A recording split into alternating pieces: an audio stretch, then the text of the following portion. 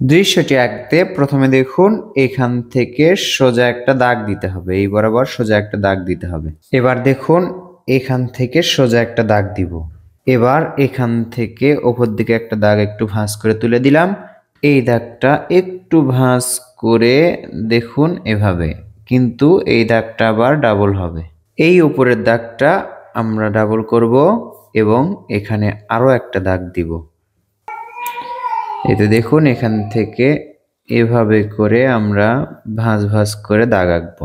এটাতেও একই রকম করে এভাবে ঢেউ ঢেউ বা ভাঁজ ভাঁজ করে দাগ এখানে নিয়ে আসলাম। এবার পেন্সিল দিয়ে এভাবে সোজা করে দাগ এখানে মিলে দিব। এগুলো হচ্ছে ঘরের চালা। ঘরে সুন্দর করে দরজা এবং জানালা আঁকবো। এরপর দেখুন এখান থেকে পেন্সিলটা এইভাবে ধরে নিচের দিকে একটা দাগ নিয়ে আসবো। আবার দেখুন এখান থেকে আরো একটি দাগ যেন এরকম হয়। আবার এখান থেকে আরো একটি দাগ, এইভাবে। এই তো। এরপর এই দাগগুলো দেখুন এভাবে আমরা ডাবল করে আঁকবো। এগুলো হচ্ছে বাঁশ। এবার দেখুন এখান থেকে এভাবে করে বাঁশ থেকে বাঁশের পাতা আঁকবো আমরা।